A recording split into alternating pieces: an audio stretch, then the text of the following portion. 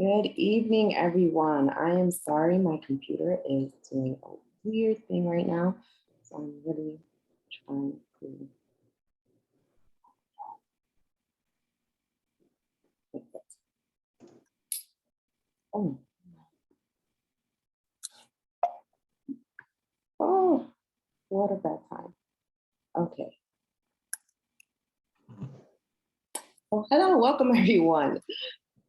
We are going to begin our meeting now. Welcome to the April 13th, 2022 meeting of CB11's Land Use, Landmarks, and Planning Committee. My name is Elsie Encarnacion, and I am the chair of the committee. This meeting is being called to order at 6:36 p.m. Tonight, we are joined by District Manager Angel Muscane, the staff liaison to our committee. In order to conduct an efficient meeting, there are a few ground rules as we are continuing to meet on Zoom right now. So no one may speak until granted the floor. CB11 members, if you have a question about board business or wish to make a motion, please raise your hand through Zoom. If you click on the participants icon, the participants panel should appear and you should find the raise hand function there. If you're still having technical difficulties, you may click on the chat icon and relay your difficulty to the staff. The chat function should not be used for CB11 business or questions about agenda topics. All such remarks should be made on the record by raising your hand through Zoom. The chat function should only be used to alert us of any technical difficulties you are having or to state in writing information like an email address that was already stated aloud on the record during the meeting. Please keep your questions and comments succinct and germane to the discussion. Members of the public, if you have a question or comment about the subjects on the agenda, please raise your hand through Zoom and wait to be recognized.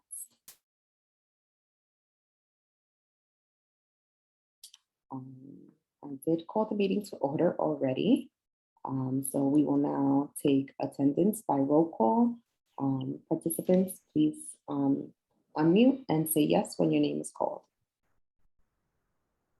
Yolanda Brown. Present. Jessica Elliott.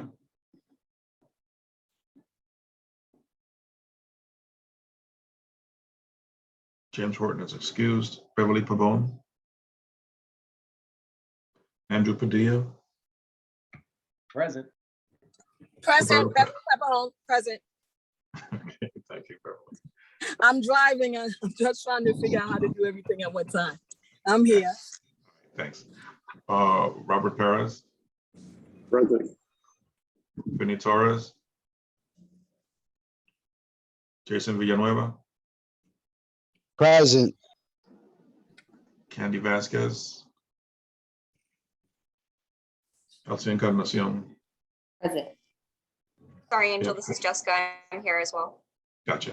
You have quorum. Awesome. So the agenda for tonight's meeting was also distributed ahead of time by the board office, and it was also posted online. There are some changes to the agenda, but for now, I think we just vote on the one that was presented, or should we detail the changes, Angel? Detail the changes and then adopt. Okay, got you. So the changes for the agenda, EDC has asked to reschedule their presentation. That was one of the presentations that we had scheduled for today. Do we have a date yet or a month, Angel? The next meeting is on May 11th. May 11th. So they will more than likely be here for May 11th. And then our conversation for 421A, we're going to be putting together a more comprehensive kind of outline for that conversation. So we're also going to be postponing that for our May meeting. So the one item on our agenda is our report card on impact of Mayor de Blasio's Housing New York plan in East Harlem, which will be given by George James. With that, we are going to adopt the agenda if there are no objections. If there are any objections to that agenda, please raise your hand through Zoom.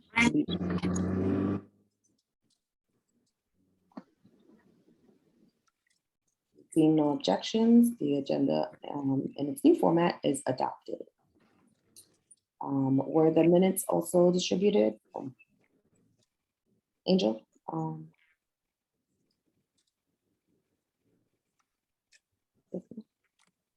Sorry, just bear with me a second. No. I don't recall. I don't remember seeing them, but I may. No, we didn't meet in March. Oh, that's right. Perfect. So there are no minutes from last month's meeting. So I was confused. I was like, huh? Okay. So now we will go into our first presentation, which is from George. George, the floor is yours. And considering the fact that we don't have those other two presentations, if you want to take more than 20 minutes, please feel free. That's great. All right, thank you. Angel, can I share my screen?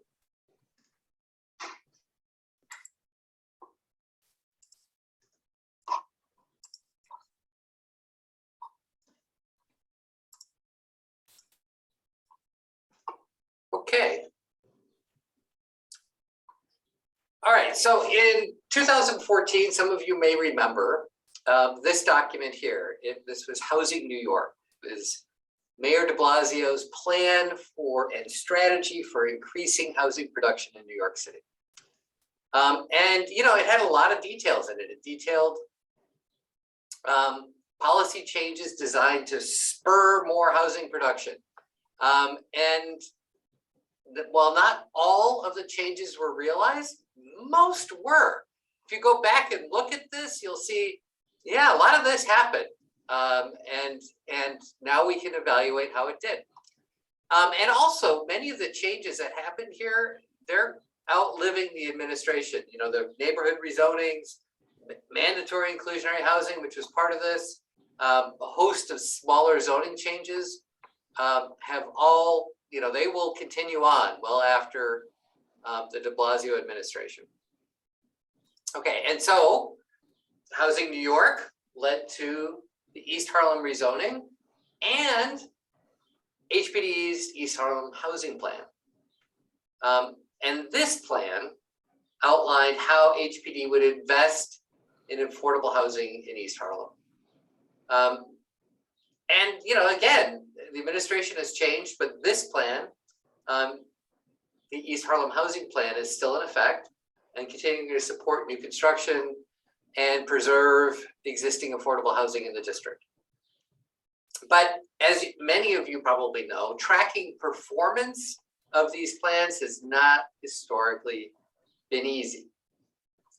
About a year ago, I presented the change in rent stabilized housing units from 2007 to 2020. And it told us that while East Harlem lost rent stabilized housing units, the gains canceled out the losses. And so the net change was positive. And it was one of 4 community districts that actually gained rent stabilized housing in this period 2007 to 2020.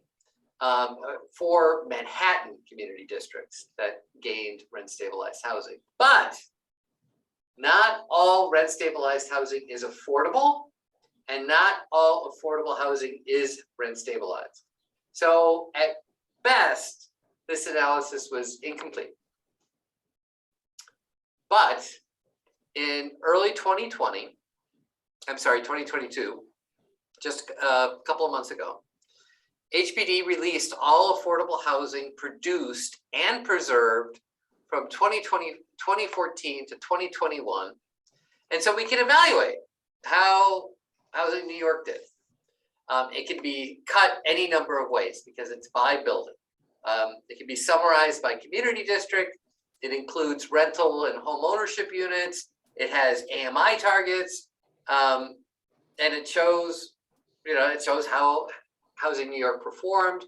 We can cut it so we can look at how East Harlem performed, and we can compare East Harlem to other community districts because, you can say that there's never enough, but it's all relative, right? How did East Harlem perform to Central Harlem, to Upper East Side, other community districts in Manhattan? Okay, so our findings. So we spent some time with the data and we cut it a couple of different ways. Now, it can be cut by just looking at new housing production, preservation, by income band. If you really want to focus on extremely low income units, you can. by geography. You can do it by the borough, the community district, neighborhood. You can actually get it down to, you know, very small area because most of this is geocoded. And so for this analysis, what we're doing today, we did this analysis by community district so we could see how CD11 compares to other Manhattan community districts. Okay, so you're going to see a table like this a number of times. It's not fancy, I understand, but it has a lot of information on it. And I'll go over the first one slowly and carefully. So on the left-hand side is the Manhattan Community District 1 to 12. In this case, we're looking at new construction, affordable housing in Manhattan from 2014 to 2021. And then these are the income bands. So the extremely low, very low, low, moderate, middle. And then this is the sum of all the income bands. And then this is the share of Manhattan. So let's talk about this for a second. So we know in Manhattan during this period, there were a little over 9,000 affordable housing units constructed. Nearly 2,000 of those were in East Harlem, for 22% of the Manhattan total. It's just just eking out the lead. So it's number one in Manhattan, just beating out Community District 4, which had 20 fewer units. Pretty good. And so when you look at this, you go extremely low, there were about 1,000, and East Harlem had about a third of those. Very low, about 1,500, and East Harlem had about 400 of those. And we'll go through these closely, but you see, you know, number one in Manhattan is a pretty good number. And so what are those? So there's nearly 2,000. What are they? Here are some that are counted in the data. All right, so Sendero Verde, even though it's not done, 709 units are from this one project. Actually, most of those units are from these three projects. We have Lexington Gardens 2 with 400, one East Harlem has about 300 affordable with 400 total units, and Sendero Verde. Okay. So CD11 had the most preserved affordable housing in Manhattan. So again, community district, totals at the bottom. And in this, there were a lot more units that you could do. There were Manhattan total had over 40,000. Of those 40,000, nearly 10,000 were in community district 11, 24% of the total. It was clearly holds the lead. The next highest was in Central Harlem at about 7,000. So what were they? Well, there were some big projects in here. We had nearly 1,000 preserved at Riverton, but not all of them. Lakeview, Taino Towers. So a lot of big ones had their affordability extended. But this one also had a lot of little ones. I'd like to point this out. These three buildings right here are in there. They're all being rehabbed for the East Harlem El Barrio Community Land Trust. And they are in the data. And they're not occupied. Well, I think this one is, but these two aren't. This was a real mix. When you look at the number of preserved units, there's a lot of them, big and small in there. Okay. So when you add the preserved with the new construction, you see that Community District 11 had about 12,000 units, 29% of the Manhattan total, number one again. Substantially above Central Harlem, which had 21%, and then the Lower East Side or Community District 3, which had 20%. And I'd like to, I'm sorry, I'm losing control of my mouse here for a second. I would like to also point out another thing here. There are some community districts that round down to 0. Like Community District 1 had 149 units in this period. Community District 2 had under 300 units, while you had over 12,000. The distribution is not even.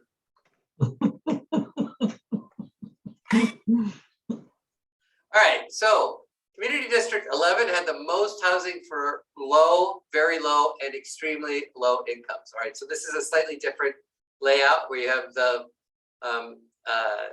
community district over here. We've combined all the less than 80% of AMIs in this column, all the greater than 80% of AMIs in this column. So the community district had nearly 9,000 of the 36,000 preserved and created lowest income bands, and it had about 3,000 of the highest income bands. So that ranks at number 1 for the lowest income bands and number 2 for the highest income bands, second behind Community District 6, which had preservation in some of their enormous housing projects down there during this period. Okay. Community District 11 had by far the most affordable home ownership units preserved. But yet there are only 13,000 in the city, and East Harlem had 4,000 of them, so 31%. And honestly, when I looked at these numbers, I was like, what? I don't think there were 4,000 home ownership units, affordable home ownership units in East Harlem. In fact, there are. And these 3 buildings, three developments right here account for almost all of them. You had 1,600 units here, 1,600 units in Franklin Plaza. So I'm sorry, 1199 Plaza, Franklin Plaza, and Riverbend. When you add them all up, it's just under 4,000. And they were all preserved in the period.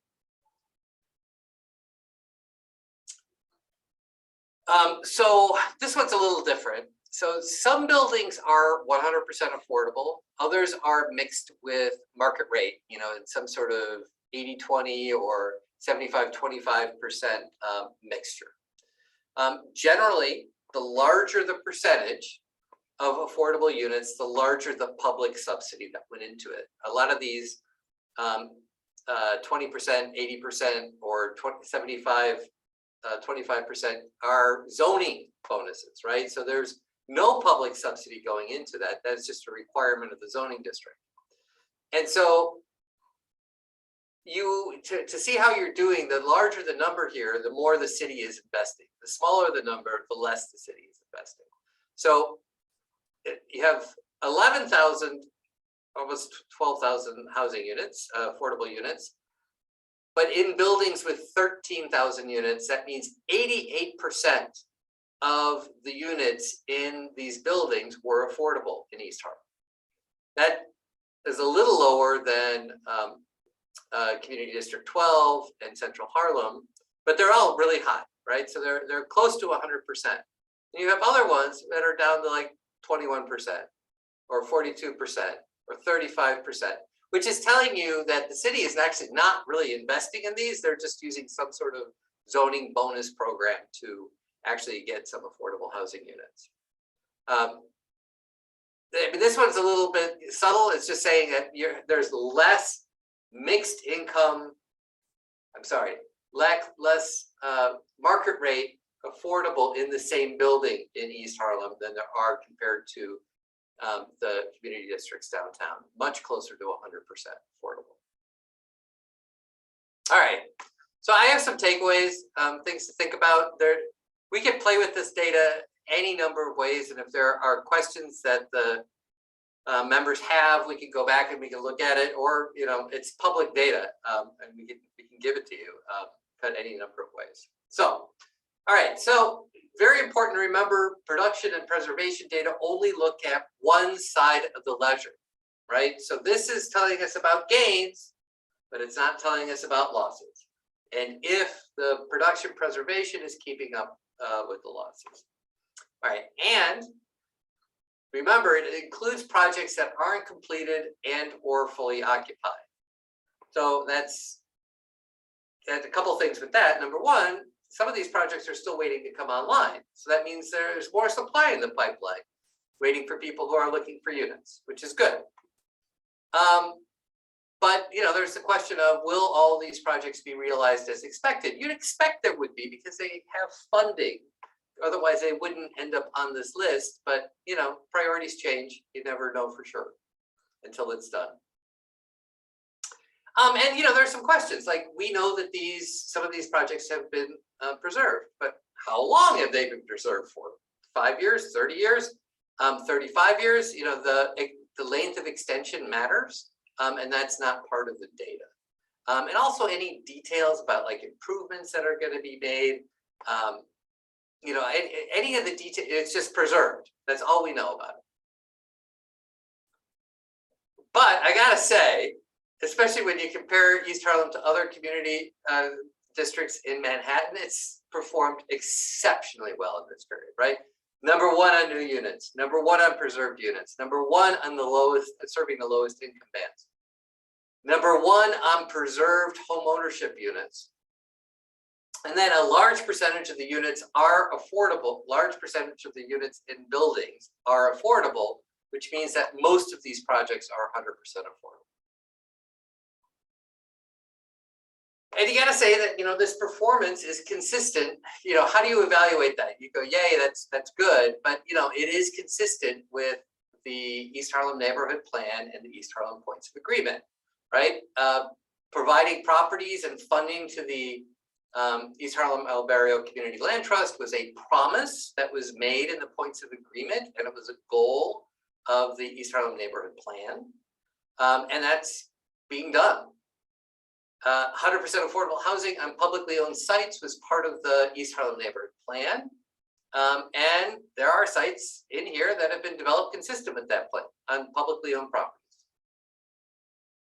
Investments in affordable housing preservation was a goal of the East Harlem Neighborhood Plan, leading to the HPD housing plan and the substantial investment that happened in the district. Remember, a lot of these are 100% affordable buildings, which means that they're not relying upon zoning to support these units. They're actually, the city is producing subsidies to put into it.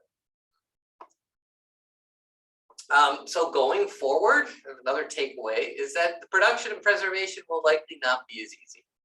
All right, so you saw in here some of the biggest developments in East Harlem, and they're counted in these numbers. And these large public sites, essentially those particular sites, they're gone. They're the low-hanging fruit. Also, some large public sites have been or will be used. So like Sendero Verde, right? There aren't that many full block sites or very many, if any, left. But there are some, but they're not, you know, there's fewer and fewer, let's put it that way. And the large home ownership projects, you're not gonna have another 1,500 unit home ownership project to preserve.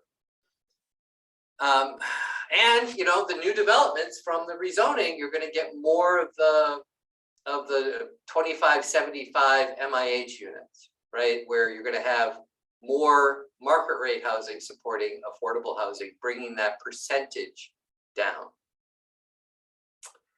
And so, you know, the change in the period, you know, in my opinion, the change in the period has been substantial. There's been a lot of things happening. There's a lot of things still in the pipeline. And, you know, it may be time at some point, and I tell Angel this every now and again, for the community board to consider looking at the East Harlem Neighborhood Plan and to see about updating it to guide the next phase of development when it's going to be a little bit more difficult going forward. But regardless, any of this, the data is a good story. Like it tells a really good story. Production has been high when compared with other Manhattan community districts. And it's been consistent with the East Harlem Neighborhood Plan and the promises made in the Points of Agreement. It includes projects that are enormous. It includes little tiny buildings. It includes one family units and a few of the affordable home ownerships that have happened. It has rehabilitation, which I think is an important part. You know, units that have been vacant for years being rehabilitated. And, you know, with the change in leadership, think about inviting HPD to come and discuss the status of the East Harlem housing plan, what's happened here, you know, recognize the fact that they've done an amazing amount of work in East Harlem compared to other community districts. And, you know, how can they build on that success going forward? And Finally, while I think this is great progress, not all commitments have yet been kept. And the community board should remain vigilant that, the commitments aren't kept. There are still projects that have been promised or have been discussed that aren't done, aren't even started. And, maybe getting HPD in to talk about, what their plans are is a way of getting the community board to remind them about some of these projects that are, on the back burner. That's all I got. I would love to hear what members, if they have questions or if there's any other way they'd like to cut the data. I'd love to hear it. Thank you so much, George. I mean, I think it's always great to kind of not have to be responsible for looking at all of those numbers and being able to just see it in a graph in the way that you put it together. So I thank you so much for doing that for us time and time again. There is a story told by those numbers. And I think that it's important for us, especially at land use, to take a look at that and be reminded of that because it is part of the argument, right? When we are advocating for housing and HPD is looking at us like, well, you're number one and we're fighting like if we haven't gotten anything in a while. So it's good to keep those numbers in our mind. One of the things that I don't see here, right, but which these numbers won't tell us is like the need, right? How does it compare to the need that we have? What are those waiting lists like? What is it that, how many of our families are waiting for these opportunities that have yet to be realized or not in the pipeline, right? And we're also talking about that next phase is also important conversation because when we're looking at limited sites, now we're also thinking about, and people are going to be thinking about using the height, right? And where, and all of the height that is available in East Harlem, as many people have put it. And those conversations are going to start to happen when we talk about housing. And so we want to get in front of that conversation and have a position there, right? So those things are really great to look at, and I appreciate that. And it's still a lot to digest, but I am going to open up to some questions and comments from the committee. I see Jessica had her hand raised, and I'm not sure if Beverly still did, but if she did, she can go next right after Jessica. Thank you, Madam Chair. And great point about the need. It's an important layer here. And thank you, George, for another great presentation. I don't know what we would do without you. I want to go back to one of the slides that you showed that most of the affordable housing in a building was preserved, but not all of it. And I think that's a big point of consideration is how existing affordable units are able to be transitioned into market rate units. So I think like at least, and I know this because I lived there, but the L&M building, the Heritage building, I was a market rate unit in that building and it was Section 8 housing. And they had a plan as far as I understand over the years that they're able to transition out a certain number of affordable housings to be replaced, affordable housing units to be replaced with market rate. And those are the things I feel like are going to happen more often. And it's something we were having huge conversations about when I lived in Jackson Heights and the J51 tax credit. And I don't know if that's something that you've seen here where landlords are able to push out affordable tenants, bring in a market rate tenant and still get the J51 tax credits. Any clarity you can provide on that would be helpful. So I think this is a really important question because while this tells a good story, it is only, as I said, one side of the ledger, right? We don't have the losses. We only have, we preserved this, but what didn't you preserve, right? No one's talking about that.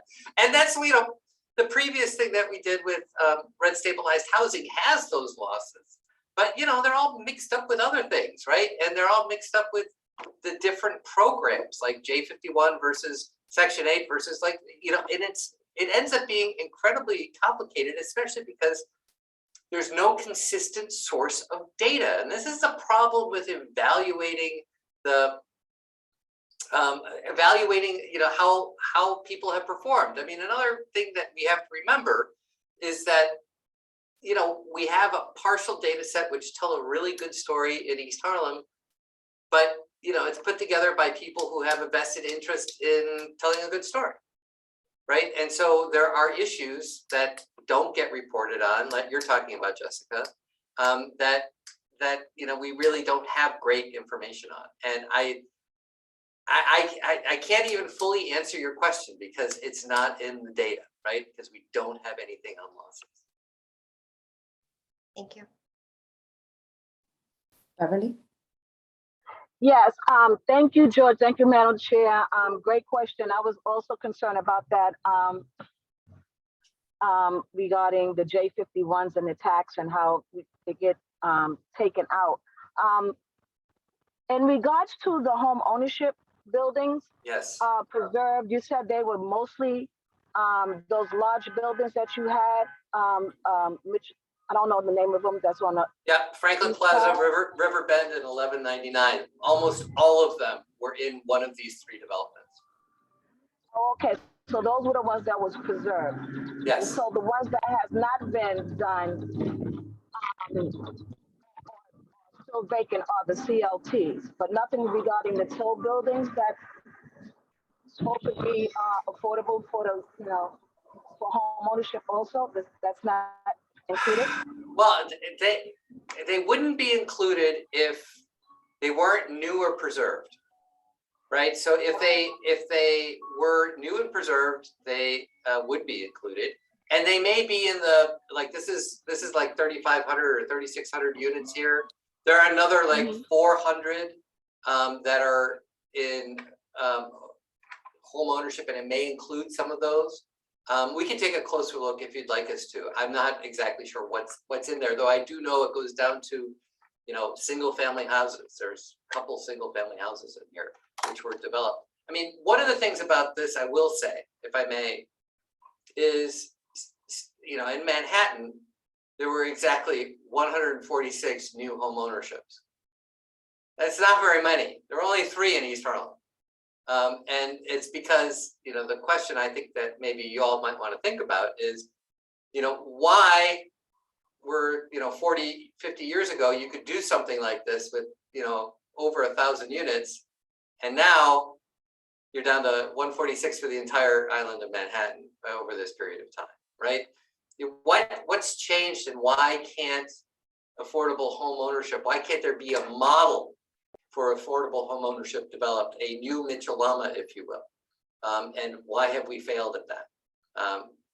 But yeah, these numbers show that there is a failure at that. And if you want me to, I can absolutely dig in a little further at what that difference is after these 3 big developments. Thank you, George. Candy? Hi, guys. I'm sorry I came in late. I'm walking and getting home now. But my question is, George, and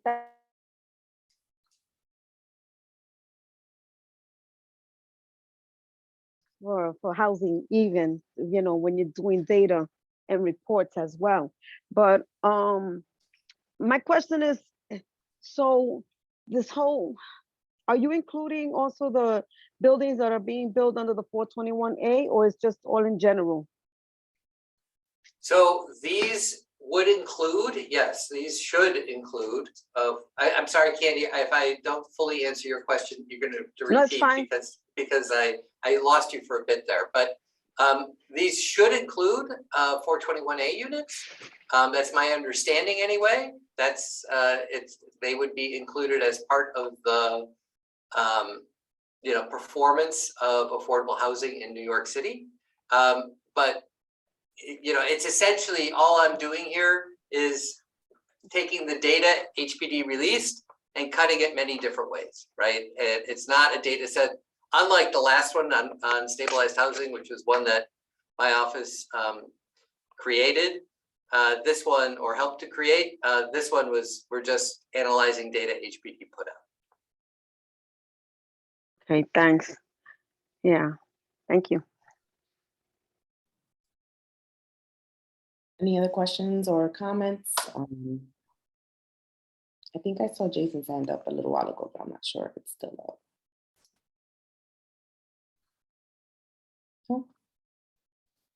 Okay, I mean, there's a lot to digest here, and I think that the need is something that I'm not even sure we can really put numbers to. And okay, I see more hands. Okay, now I see the hands. Jessica, Morris, and Warren James to be followed. Hi, Elsie, you can hear me? Yes, we can. Yes. Okay, thank you very much. So I am not a committee member, but just an interloping board member here.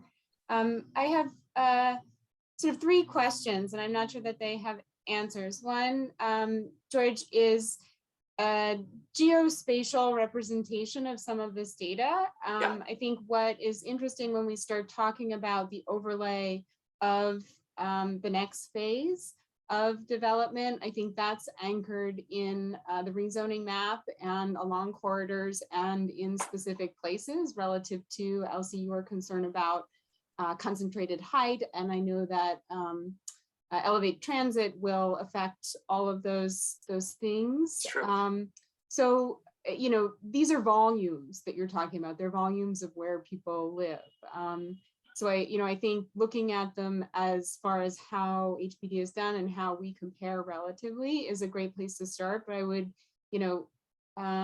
there are many parts to the district, and understanding where concentrations of affordable housing and development investment are happening could be very useful to recognize synergies and potentials to be asking for more in places where there is concentration of X, Y, or Z. Not just more housing, but more other good things that support where people live in those particular concentrations. So that's the geospatial question. And then kind of building on that, Local Law 78 and the Racial Impact Study Coalition, HPD and DCP, City Planning and Housing Preservation Development, they had to develop this, what's called, more letters, EDDT, the Equitable Development Data Tool.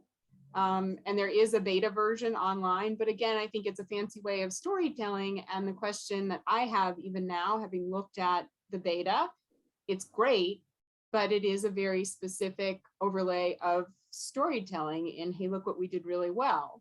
So, I think it's also intended to be a tool for communities to be able to advocate for what may be not so great in that. So, it is a tool that I think is coming online and being tweaked. So if this, committee wants to have a look at it, it is beta. I'm happy to put a link in the chat. I don't know if they've been here to tell you all about it, but it's a result of the need for racial impact study in rezonings that happened after the big push here. So, and then the third is, Mitchell Lama and affordable homeownership back when, the glory days, that those were big players.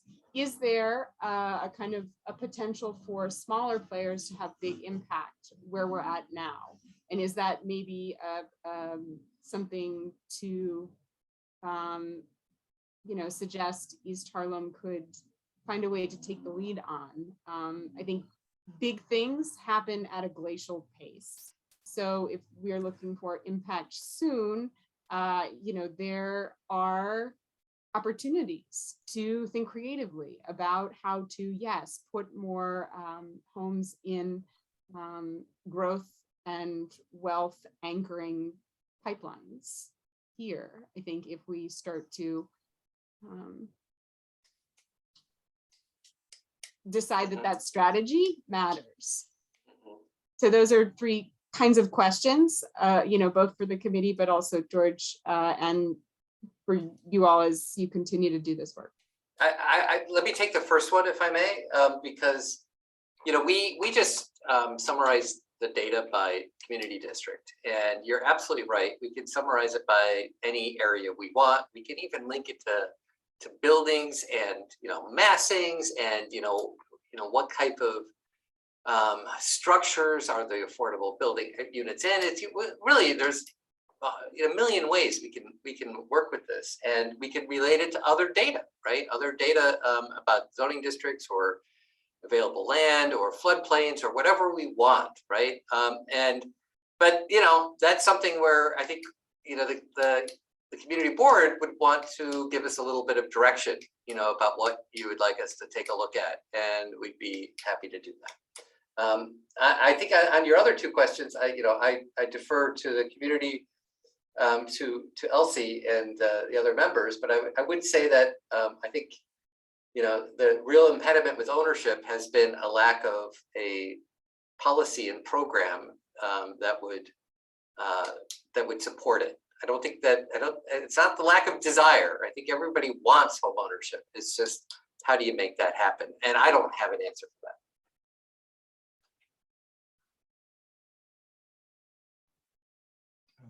Thanks, Jessica, and thanks, George. Next is Warren James. Hello, thank you, Elsie, Encarnacion, and all the members of the board. And I want to commend George James. This is extraordinary crunching of metrics and data and information, and putting it in this shape is enormously useful.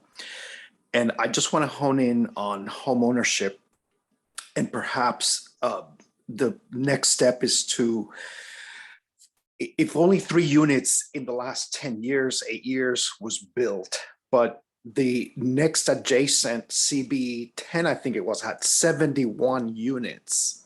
So it is a goal, I think it's, and the entire board can push HPD going forward for the next 8 years to 10 years, that home ownership is the most pressing category. And here's examples of 2 other community boards who were successful, far more successful than East Harlem in establishing these things. With one hand, is simply to encourage everyone to really keep pushing for home ownership. It's unacceptable. It's a poor track record last 8 years, or the time period being evaluated. The other thing is the warning signs of Mitchell-Lama and the home ownership preserved in those complexes that were developed by Mitchell-Lama. There's a lot of other rental units, and we have seen in the city of New York in the last 10 years, entire buildings that were decontrolled, went from rentals to market condominiums, and that can happen in a major way. So I just want to give that caveat that we cannot sleep on this data. But again, thanks to George for the brilliant slicing and crunching of the numbers. So that's my contribution for tonight. Thank you, Warren. And you know, I agree. I was around for the rezoning of East Harlem and the East Harlem neighborhood plan. I was working at that time on the schools and the equity there. But what I really appreciated about the plan was that it was a lot of community voices coming together. And I do appreciate the idea of looking at that process again for the next phase, for looking at what our priorities are now knowing what we know, what has been accomplished, what we can advocate for, and that advocacy and that push really works, right? And it's been proven through this document and through these numbers that as long as we continue to put that in the forefront and put whatever the needs are for the community in the forefront, that we can achieve those things. And maybe homeownership, we lost sight of that, right? And so maybe that wasn't what we were pushing and what we were screaming at. And if that is now the priority and something that we want to address, especially given the numbers, that's something that we can look at. And along with a number of other things that I think, you know, equity is one of them, right? We were looking at those numbers and they're totally skewed. Like George said, it's not even, right? It's not distributed, and why, right? And so, and how does that come about and how those decisions are made? Are important factors to look at. So I think that process, and it was an involved process. The East Harlem plan was not a short-term turnaround. There was a lot of moving parts and a lot of community-based organizations, a lot of community members that participated in that, and a lot of rounds of input sessions and feedback sessions. And so, you know, it's something that we can definitely look at with this kind of look at how that advocacy worked for us, especially in this district, and how it's working in other districts, right? What are they advocating for and what have they gotten? Are their numbers realized? And so those things are important to look at. So I think that's great. And yeah, I think, can I just address that? Because I think, you know, in other community districts, I have the luxury of going to a lot of different community board meetings because I help out different community boards. And I see a lot of other community districts or land use committees anyway. They are really into rezonings and downzonings. Like, oh, we don't want upzonings. We don't want mandatory inclusionary housing. We want affordable housing, but we don't want to get an upzoning to achieve it. And you know, other places you have a lot of lawsuits being filed against developments, like 250 Water downtown. There's a lawsuit that's been filed, and you know, that's you know, you can like it or not like that development, but you know, it had affordable housing in it, at least a portion of affordable housing. And again, one of these, you know, 25, 75 type of projects. And I think, you know, in some ways, when you're government, you go to the path of, you know, where you want it. Let's put it that way, right? In that I think with the priorities that were set by this community board, saying that affordable housing is important, you got partners to help realize affordable housing here. Now, did they do enough? You know, are they doing enough? Is it fair? Whatever. I mean, there's like a lot of questions with that, but ultimately, you know, if you have limited resources, you go to places where those resources can make a difference. And I think that was part of it. You know, it's part of setting the agenda, as you said, Elsie. You know, it's, you know, you set an agenda, and you know what? If you don't set your own agenda, someone else is going to set it for you, right? and you know, say what you want. Like if affordable home ownership is what you want, you know, you get HPD back in here and you say, great, we know we love you guys. Now, how do we address this? Yeah, definitely. I think is a next step for us. I want to recognize Candy and then Beverly. Hi, thank you. So it's either a comment, but also a suggestion. With all the stuff with talking about home ownership and affordable housing and preservation, right? So with that in mind, you know, this has been a long conversation that has been going on along with the NYCHA. Now, you know that NYCHA is getting, you know, they're trying to get rid of a lot of the properties, handing them over to management and being managed. My suggestion has always been, and my criticism is that we should have opportunities, tenants who live in NYCHA, to be the first right of refusal and think about home ownership, converting these rentals, even if it's to take a pilot building, to at least start with that, try that out, see how that works with some tenants that are interested in being homeowners, and give them that opportunity to become the homeowners, just like on the TIL program. And that has shown proven track record that it does work if it's, you know, if it's governed right properly with the, you know, the board, right? And having that experience and trying to transition from being a renter into home ownership, you know, and training the tenants to think that way and be that way, I think it'll help a lot in the affordable preservation, but also converting into home ownership. So that's, you know, I'm just looking at the fact that everything is being sold over with the RAD and the PAC, but I think that they should also consider making some of the units in certain, you know, NYCHA should consider also converting into home ownership. And I know not a lot of people are gonna agree with that, but I just think that it should be an opportunity for people to have at least that option or opportunities. That's just what I wanted to just put out there. Yeah, There's a and lot of people deciding to be, you know, they would like to be in a home ownership, like in a co-op setting or something. right. And I think that's exactly what we're saying, right? It's the opportunity that we have in front of us to kind of start outlining what we envision and what the opportunities are that we see as before, like George said, before someone says, these are the opportunities that we're giving, you know. And I think an important piece of that is understanding the financial part of it too, right? We have to understand the monies that are attached to this, what programs are available. If they're not, how do we create one? Who do we speak to in order to make those programs available? And with that new leadership, like George pointed out in the presentation, these are the opportunities that we have to really start saying, hey, you know, when you're crafting those plans, these are the plans that we want you to include, because what we're going to be advocating for is that home ownership piece. So make sure that you're looking at those financials, right? How does that work? And simultaneously, you know, I think as a community board, we have also a responsibility to prepare our community, right? We have to start preparing our community to be able to take advantage of those opportunities, or those opportunities to come up, and then other community members will come in and take advantage of those, right? Because we're not preparing our people for those things. So, you know, there's a lot of work to be done. And I think when you start thinking about that, I mean, NYCHA's huge in our district, right?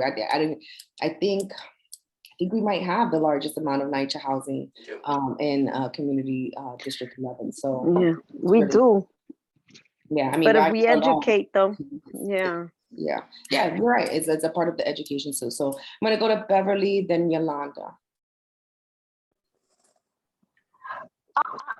I'm getting ready to cry right now because I'm hearing so much good things regarding the home ownership and the leadership that the community board 11 has been taking, that we're in first place with so many things regarding housing. I applaud you guys because I'm new to this, but in regards to the home ownership, I agree with Candy. We should make the opportunities for NYCHA also, just like with the TIL program. Right now, I've been reaching out to other community boards, and not on the premise that I'm a community board member here, but as a regular resident, other organizations regarding the TIL program. I know that some of the organizations I've been talking to has been speaking to city council members about the TIL program and the buildings that were left in it throughout the city, and how they should start putting money and funds back into the program instead of the ANCP program. So to make that extended to NYCHA will be a great thing, and I think NYCHA families should have that opportunity. Anything I can do, like giving information regarding the people I've been talking to, like I said, we have some of the organizations I've been talking with has already spoken to City Councilwoman Sanchez, City Councilwoman Jordan, and I think, I can't remember I think the other City Council member, his name is Barry Weinstein. I think on Community Board 10 has also, you know, been talking about the TIL program and funding it and giving people the opportunity that has been working for so many years to have home ownership. Whatever we can do as a community board to help push that, I think we're in a great position right now to have this come to fruition. You know, so, and I'm again applaud a Community Board 11 for the past work that you have done in the home ownership, not home ownership, for the rental properties. And please count me in for to do what I can and give you information about what I found out. What I also would like to bring to the board's attention is that I've been noticing that a lot of developers has been becoming HDFCs to get buildings and then transferring them over to their for-profit organizations. And I think that's something we need to keep an eye out on, because I don't know how easy or how much pull they have to become HDFCs, but I think a lot of them are doing that to get a lot of the buildings to turn them into low income to moderate income to maybe market rentals. So I'm still doing some research on that, but I see a lot of HDFCs are being done under different names of big developers. And I think that's something we need to really watch out for within our community and within the city itself. Thank you. Thank you, Beverly, and I appreciate, and I know you're going to be working hard to really push the home ownership stuff. It's something you've spoken about since the beginning. And so Yeah, and that's what that's important, right? We have to keep talking about the things that we want to see in this community, and we also have to identify those partners, right? So we do have to be bringing in our local elected officials and those agencies to come in and put pressure, but also find that support. And when we talk about developers, we also have to look at the developers that are doing the good work, right? We have a lot of Harlem that have been committed to this affordable journey with us, right? And so we want to make sure that we identify those people and use them as partners because they are inside of that world, right? They understand the programs, they understand what monies are available and what programs work and what doesn't. We will have a conversation in May about 421A. That's another program that we're looking at. How do we look at that better? How do we make sure that affordability is permanent? How do we, all of those things are important when you're talking about that, because that's where the losses come, right? When you start losing programs like that. So those partners, looking at and identifying your relationships and making sure that you get a good foundation and all the information needed. So those things are and also LCO, when you were speaking about educating the people and getting their mindset ready for home ownership. We've been in so many for so long for a rental mindset, call the landlord, do this, call the landlord to do that. Whatever program, I think more programs should be put out, whatever agency is supposed to do this, to educate the people, especially in NYCHA. And I know one of the meetings that we had prior, one of the NYCHA TA presidents spoke about having home ownership programs. And so I think we'll, can go back on that and bring them in to see how we can better include them into this idea of pushing home ownership as much as we've been pushing rentals. Right, and include ourselves in their plans, right? Because they're planning. Yes. NYCHA has plans, all of these people have plans, right? So the thing is getting us at those tables as well, not just inviting them to our table, right? But making sure that the residents and stuff are aware of those opportunities when they are creating plans, because they do come to community meetings, right? They do come to these, they put together these meetings and we have to make sure people get there, right? To voice those opinions. So that's all part of the work as well. And absolutely. So, Yolanda? Hi, thank you so much, Madam Chair. It's a really interesting conversation we're having this evening. And this question is more out of curiosity as it relates to the affordable home ownership. Do we have stats on the appreciating value of affordable home ownership rental units? And next question, what has been the history of its resale value? Because as I think of home ownership, I also think of, granted, it's a protective measure, but it's also an investment. And as an investment, I would like to think we're looking for an increase in that investment where there is an appreciating value there. My aunt many years ago was one of the first of several hundreds who had the opportunity to own in 1199. And many years later, when she passed and her daughter was there and wanted to sell, what happened was that the appreciating value had depreciated so far below, after a 20-year period, so far below what the purchase price was moving in, because the co-op had heavy debt on it.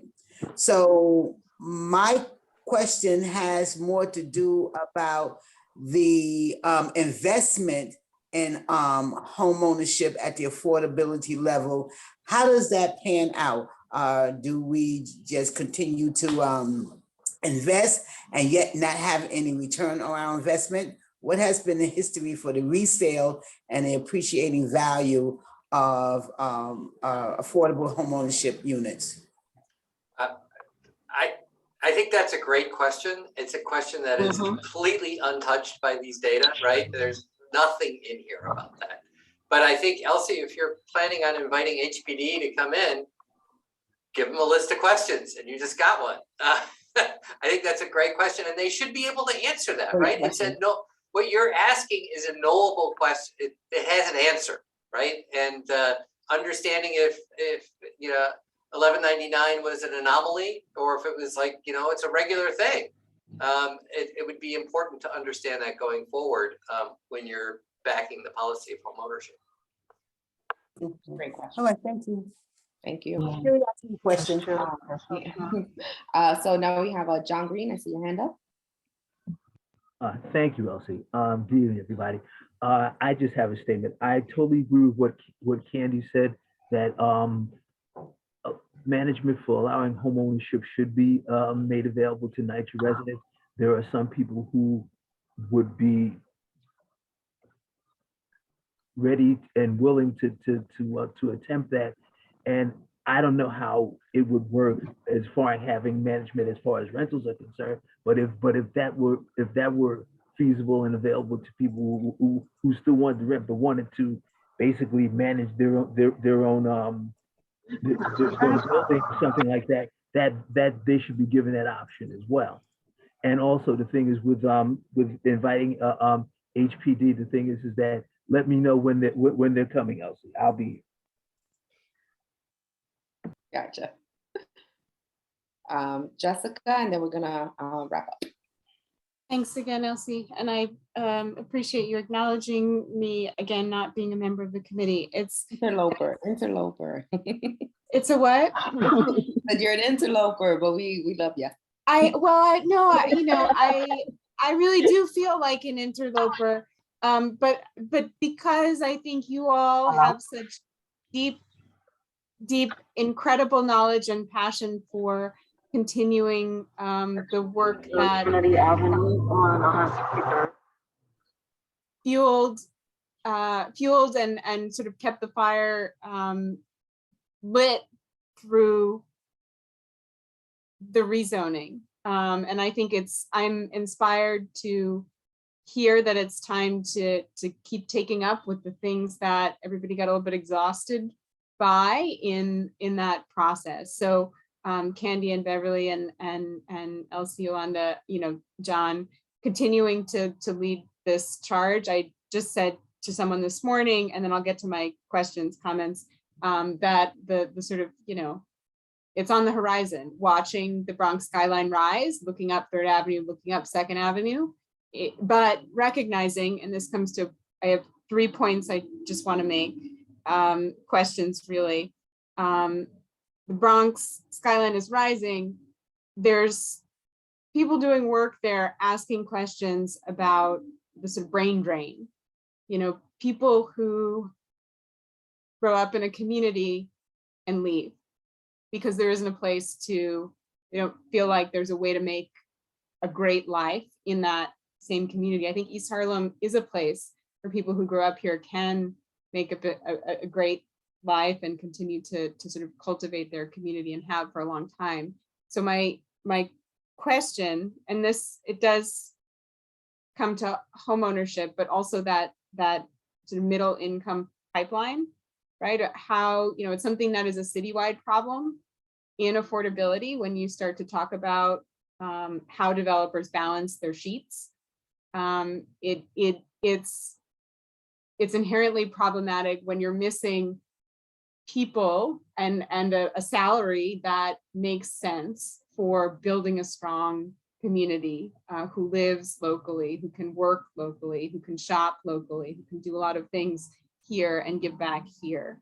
So that's something to think about that is different than fighting for extremely low and low income units.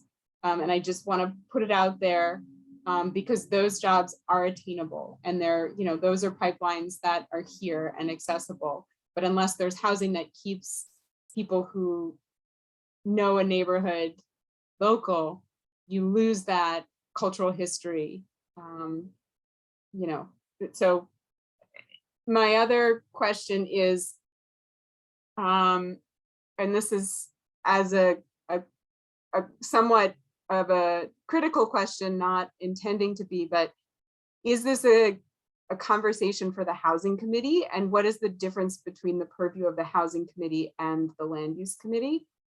It's not a question I need an answer to, but I just want to ask it because I think there's a lot of focus here and that's important, but it's also good to recognize where that is coming from and from consolidating efforts across the board. The third thing I want to bring up, and Elsie, I appreciate your pointing out that there is good development and there are good developers. And I've never been on the side of being closer to feeling good about development in any room in my kind of work that I do. So it's strange to find myself here. But this is a question as much as it is a proposition. Tall buildings, they're scary, but they allow for the opposite of a tall building is a bulky building, right? It's a bulky building, like one that's packed as dense as it can be, as squat as it can be, as full as it can be. There is some flexibility in things that you can't do when your building is shorter, when you let your building be taller. So I think there's a lot of fear, hesitation, and resistance to height, but from a design perspective and what it can offer as far as a quality of space and place, not just within the building, but sometimes there are things you can do at the ground level when your footprint isn't maxed out that may be of use. So this is something to not, maybe it's too touchy a subject for East Harlem, but I would encourage open minds with regard to height, even though that feels very scary. I think it's worth considering what the benefits or the trade-offs might be when you, just because it's tall doesn't mean it's bad or for the wrong people. It's from a design perspective, there's a lot more flexibility from a floor plan layout opportunity where you get better quality space because of how much surface area you have. Does it cost more to build? Yes. I mean, there's lots of questions, but I'm just saying from the perspective of, are tall buildings bad? Yeah. It's a question, and I would encourage you to keep an open mind with regard to that question. I don't know the answer, but I think it's an interesting question. I think that the answer is that you can't have conversations like this unless you examine everything, right? And unless you really bring to the forefront all of the options. And options are tall, right? And we discussed height as being something that is going to be looked at definitely in the next phase, definitely as we look at the Second Avenue subway coming into our district, definitely as we're looking at, how much density is in East Harlem compared to other districts, what are we able to take, what are we not willing to take, right? We're gonna have to address those things, but I think those community conversations and why I think the East Harlem neighborhood plan was important was because those things were addressed, they were talked about, and the feelings of the people who live here were considered, right? Because we have to look at all of the options, right? Is it bad to have tall buildings, and what about it is bad, and what about it would be good? But those are questions that have to happen in those conversations as we move forward. And so it's not, it's not something I don't think that we should shy away from, but we have to confront and we have to look at what the realistic answers are to those. But it's a conversation I think that the community has to really have. And so I don't know if John raised his hand to answer the question about his housing piece. John, is that why you were raising your hand? Yes, in a way.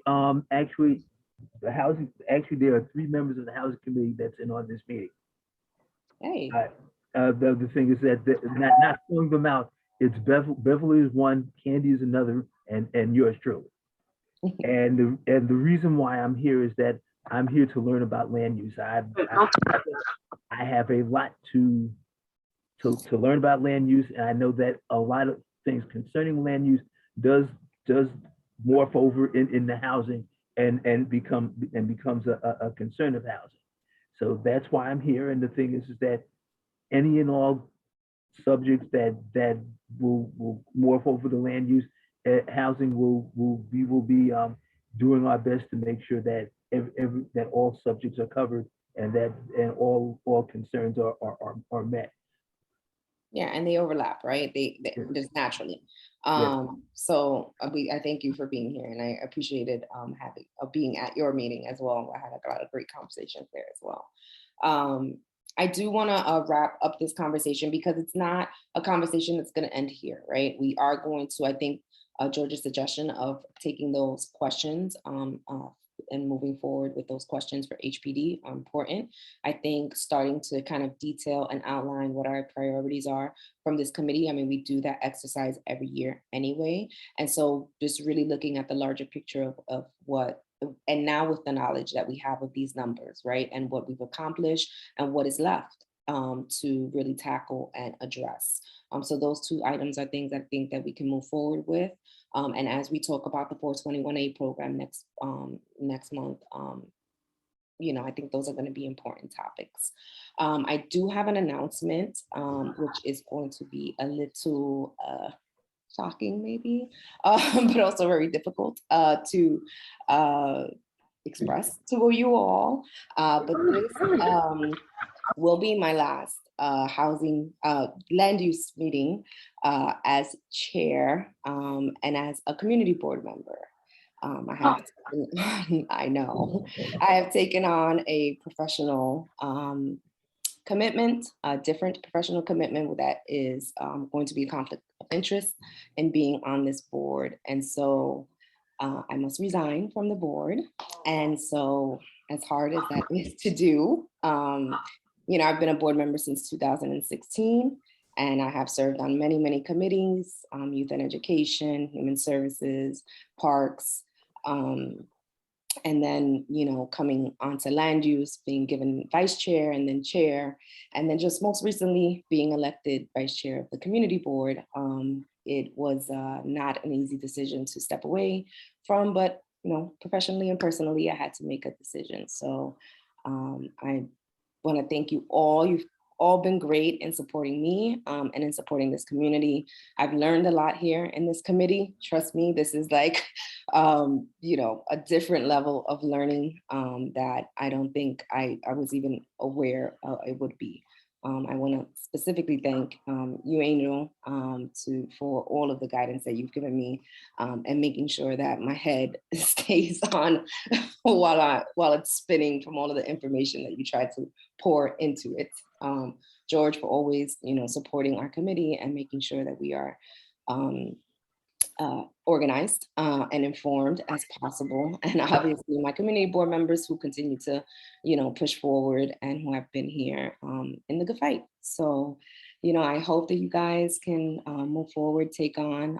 Obviously, I give a lot of credit to you all for showing up every month and sometimes having very long meetings and detailed meetings. But and I'll miss you all, and I'll still be around. I'll be in the community still, just not as a member. So well, congratulations. I wish you all the best. Congratulations. Most definitely. And I'll be I learned a watching. lot from you. I'll be the new interloper, raising my hand at the meeting, Elsie, asking the questions, and making sure you guys are still doing the thing. You know. Elsie, you will be missed. Congratulations, and don't be a stranger. I won't. I will not be a stranger. You will be seeing me soon enough. You will. You'll see. And I have one more meeting. I think next week, not tomorrow. The executive committee meeting. And yeah. So. Best wishes to you. Thank you. Best wishes. And thank you for all the comments. I appreciate it. It's so sad. Oh. I've had to do this multiple times. I had to do this at work too. It was not easy. It's been an emotional week. But yeah, so thank you all. We will be ending. I don't know, Angel, if you wanted to make any announcements before we kick off, other than my huge announcement that I just I think this is what they call bittersweet, Elsie. Yes, it is. It is an end of an era for me here. But very similarly, you know, I started actually my communication with the board at the council member's office, coming in and giving reports to the board, and then being on the board. And so now I'll, you know, be once again on another side, coming by and making sure everything's going well. Xavier, I didn't even see you here. Hi, Chair. please take the floor. Hey, Elsie, let me come on. I'm just sitting down with the family real quick. We had a little meetup with friends, as it were, parenting, very rare form, which we used to grow up with. Thank you for all of your service. That's all I can tell you is that I'm a little, as I told you, bummed, to say the least. And I said, taking our peeps. But I know you're not going to be a stranger. Thank you for all your level best efforts, and I look forward to your continued partnership with us as we elevate our community and lift it up. You've highlighted a lot of the issues that we will be undertaking this year and the following year. And just again, don't still a little bereaved, if you will. But yeah, we'll grab a cafecito and we'll see you soon. And thank you for everyone on this committee for the work you do. And please stay safe out there. And we'll see you on the other side. Yes, thank you, Xavier. And it was tough, trust me. And so you guys should definitely invite HPD to your meetings and tell them all of this great stuff. I will be closing out with Angel and making sure that all of those things are there. And I won't stop bothering him. Elsie, already on housing's agenda. Yeah, right. Good. All right, guys, with that, and I hate to just mic drop and just leave, but we are going to be, we have to do roll call, right? Last roll call. Yes. Yolanda Brown, Here. Jessica Elliott, Here. Beverly, Here. Andrew, Here. Robert, Present. got it. Excuse Jason Villanueva, Yeah. Candy, Here. and Elsie. Yeah. Here. All right, thank you. Have a good evening, everyone, or good night. And I'll see you. Good night. Good night, everyone. Good night, everyone. Take care, everybody. Good blessings to you. And for some of y'all